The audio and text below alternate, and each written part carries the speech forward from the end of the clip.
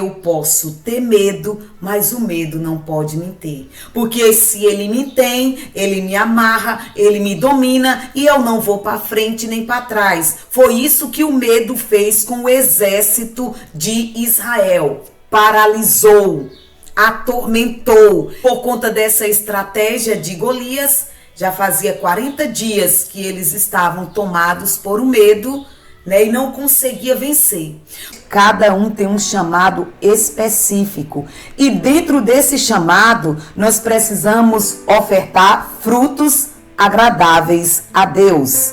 É a nossa missão. E esses frutos são plantados na vida de oração.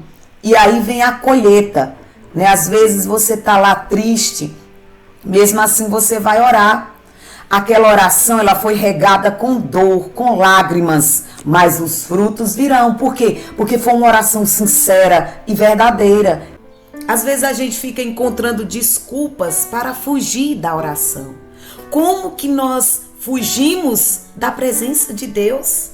Como que nós queremos o céu se nós encontramos desculpas diariamente para fugir da presença do Senhor? Porque a oração antecipa o céu. Se eu fujo é porque eu ainda não tenho a consciência do que é o céu. É contemplar o Senhor eternamente. Por isso que nós já precisamos ir treinando e nos apaixonando todos os dias por Ele na oração. A alegria do Senhor é a nossa força. Se a gente for pegar essa frase, essa passagem bíblica e olhar ela por outro lado, por outra ótica, se a alegria do Senhor é a nossa força, as alegrias desta terra não têm força para nos sustentar. O que nos sustenta é a alegria que vem do alto, que vem do Senhor, que vem do soberano, da rocha firme. É essa alegria que nos dá força, é essa alegria que nos sustenta, é essa alegria que nos faz permanecer de pé, mesmo quando tudo vai mal. Você vai para o médico não vai logo, vai ter que fazer uma cirurgia, só porque você disse os sintomas da doença. Não, ele vai pedir exames para diagnosticar a causa e passar o tratamento correto. Da mesma forma é a cura interior. Primeiro passo, vamos diagnosticar a causa dessa enfermidade, né? E aí a igreja chama de discernimento. Vamos detectar a causa, onde está a raiz, onde está alojado, porque os sintomas já estão às claras, mas é preciso saber onde está localizada essa enfermidade. Porque a enfermidade, a cura, a enfermidade interior, ela consegue, os sintomas conseguem se externar. Né? Existem os sintomas internos e os sintomas externos, ou seja, físicos e emocionais. Tem muitas pessoas que acabam pensando, achando, né, no seu achismo, que só elas sofrem, que só elas têm enfermidade. Todos nós precisamos de cura interior.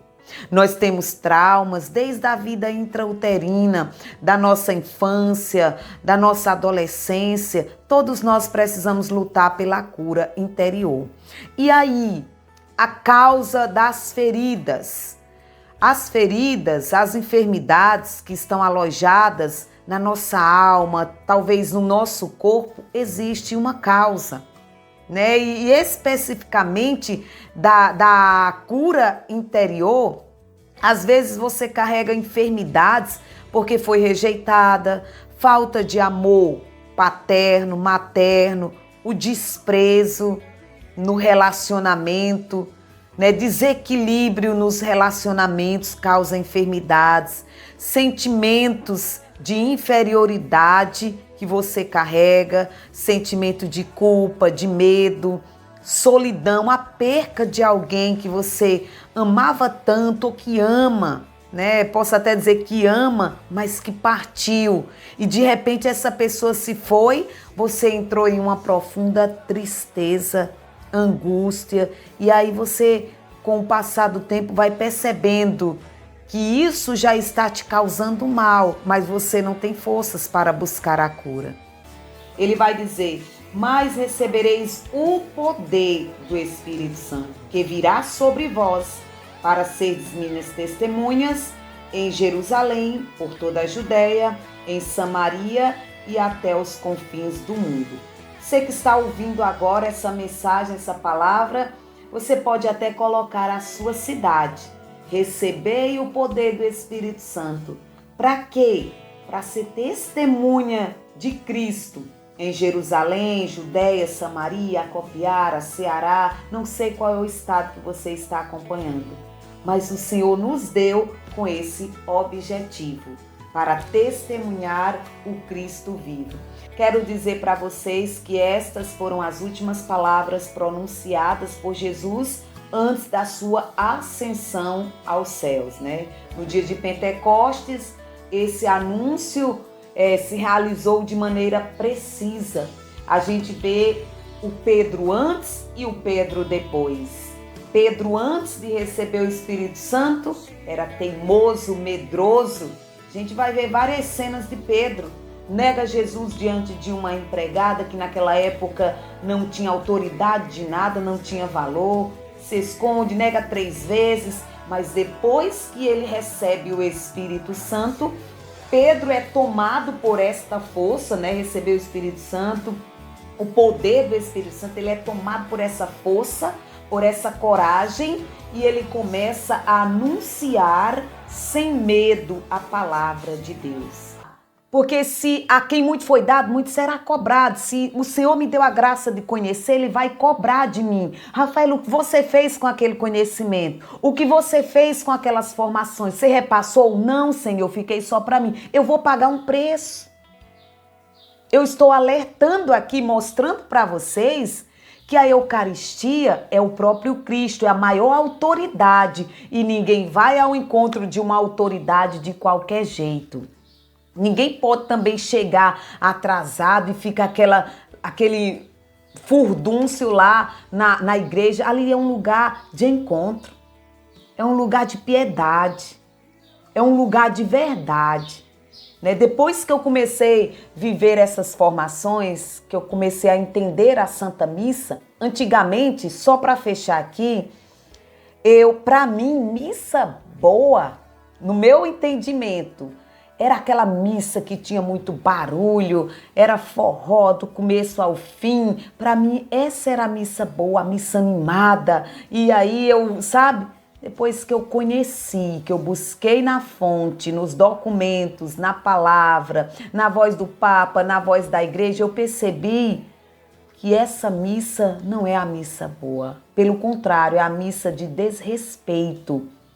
Né? Esses dias eu até postava uma frase: muitos cantam na missa e não cantam a liturgia. Quando eu percebi que não é aquilo, que forró não é para estar em missa. Missa não é lugar de forró.